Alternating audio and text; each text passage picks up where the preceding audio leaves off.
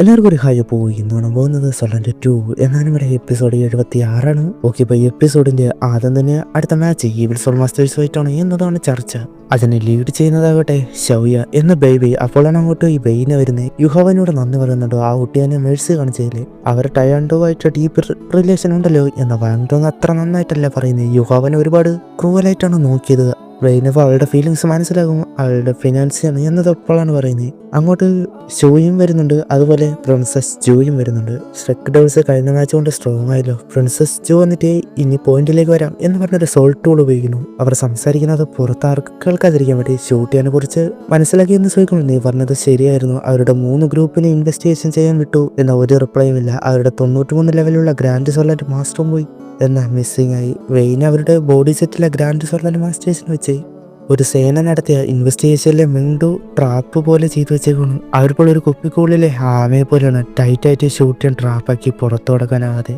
അത് കേട്ട് ഷൂട്ടിന് എലൈറ്റ് ആയവരെ ഈ കോണ്ടസ്റ്റിൽ നിന്നും ടാർഗറ്റ് ചെയ്യുന്നുണ്ട്. അവരൊരു വാറിന് തന്നെ പ്രിപ്പയർ ആകേണ്ടി വരും എന്ന് പറയുമ്പോൾ ഷുവാനെ വെച്ച് ഇൻവെസ്റ്റിഗേഷൻ ചെയ്ത് വെച്ച് 4 സൈഡിലുള്ള, അതായത് എല്ലാ വശവും അല്ല, 3 സൈഡ് മാത്രമാണ് അവർ ട്രാപ്പാക്കി വെച്ചേക്കുന്നത്. ഒരു സൈഡ് ഫ്രീ ആണ്, അങ്ങനെയെങ്കിൽ അതുവഴി ബ്രേക്ക് ആക്കാം. ഷ്രെക്കിന്റെ സൈഡിൽ എത്ര ഫോഴ്സ് ഉണ്ടെന്ന് ചോദിക്കുമ്പോൾ ഷ്രെക്ക് പോലെയുള്ളവര് ഗ്രാൻഡ് സോളന്റ് മാസ്റ്റേഴ്സ്, അതുകൂടാതെ പ്രിൻസസ് ജൂവിന്റെ സൈഡ് കൂടെ കൂട്ടി 12 ഗ്രാൻഡ് സോളന്റ് മാസ്റ്റേഴ്സ് അവർക്കുണ്ട്. അതുപോലെ അത് ബ്രേക്ക് ചെയ്തു പോകാൻ യുഹാബ് അല്ല ഷൂട്ടാൻ ഇത് തന്നെയാണ് വേണ്ടത്. ഇനി മനസ്സിലാകാത്തവർക്ക് ഷ്രെക്കാണ് ജയിക്കുന്നെങ്കിൽ അവരാണ് എലൈറ്റ് ടീം, അവരെയാണ് ഷൂട്ട് ചെയ്യാൻ ടാർഗറ്റ് ചെയ്യുന്നത്. 3 സൈഡ് കൂടി പോകാൻ കഴിയില്ല.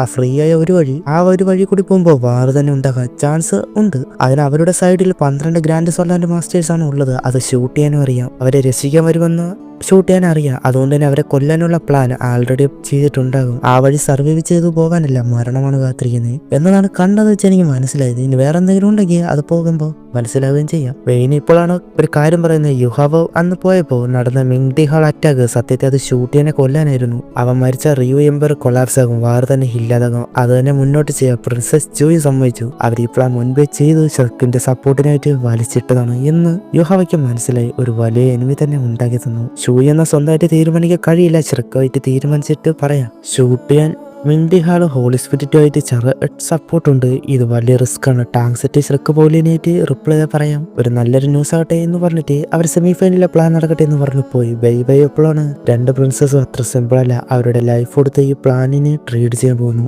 നമ്മുടെ ജീവന് അവർക്ക് ഒരു വിലയില്ല, അവർക്ക് ഷൂട്ട് ചെയ്യാൻ്റെ ജീവനാണ് നോക്കുന്നത്. അപ്പോഴാണ് പ്രിൻസസ് ജൂ വരുന്നത്. അവരുടെ മുൻപത്തെ ഷ്രെക്ക് ക്യാപ്റ്റൻ ഷൗമൈനെ കുറിച്ചുള്ള ന്യൂസ് കിട്ടിയെന്ന് പറയുകയാണ്.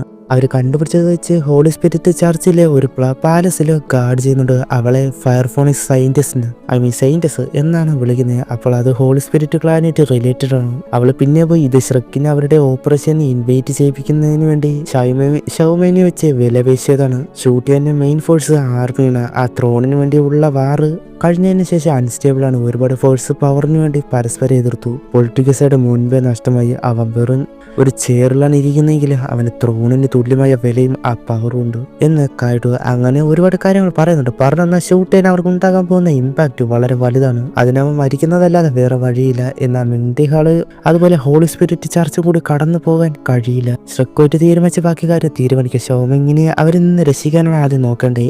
അതുപോലെ ഷൗയനി ഈ നാളത്തെ മാച്ച് മൈൻഡ് ലോസ് ആക്കരുത് എന്ന് പറയുന്നുണ്ട്.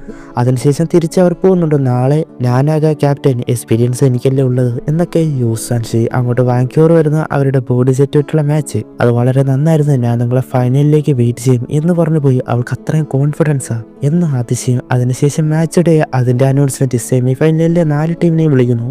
ഷ്രെക്കിനെ വിളിക്കുമ്പോൾ വാങ്ക്യൂറിന്റെ പേര് തന്നെ എല്ലാവരും വിടു തന്നെ. ക്യാപ്റ്റൻ വളരെ ഫേമസ് ആണല്ലോ എന്ന ടീം. അതിന് കാരണം അവളുടെ ഔട്ട്സ്റ്റാൻഡിംഗ് പെർഫോമൻസും കൂടാതെ ഷ്രെക്ക് സെറ്റ് വളരെ ഫേമസ് ആണല്ലോ. എന്നാൽ ടാങ്ക് സെറ്റിനെ വെച്ച് നോക്കി അവരുടെ ടീമുകൾ തമ്മിൽ ഗ്യാപ്പ് ഉണ്ട് എന്ന് ഷോയി.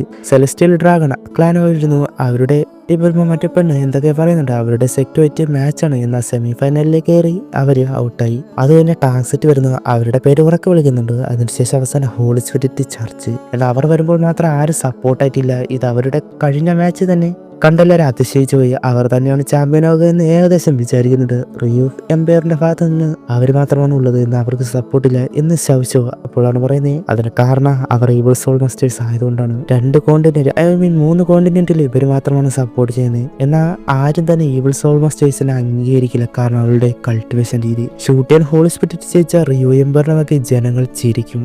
അവർ വന്ന് നിൽക്കുമ്പോൾ ബൈബൈ ആകട്ടെ സങ്കടം അവിടെ നിൽക്കുന്നത് ഷൗയെ എന്നതാണെന്ന് ഓർത്ത് ടീമേറ്റ് അപ്പം മണ്ടത്തരം കാണികയില്ല, ഇത് വെറും ചെയ്യാൻ തോൽവിയല്ല, ലൈറ്റ് കണ്ടെത്താണോ അവൻ ഓക്കെയാണോ എന്ന രീതിയിൽ ഷ്രെക്ക് സെലസ്റ്റിയൽ ഡ്രാഗൺ ക്ലാൻ ആര് ജയിക്കുമെന്നാണ് ആലോചിക്കുന്നത്. അതിനുശേഷം അവരുടെ ഫൈറ്റിനായിട്ട് വരുന്നുണ്ട്.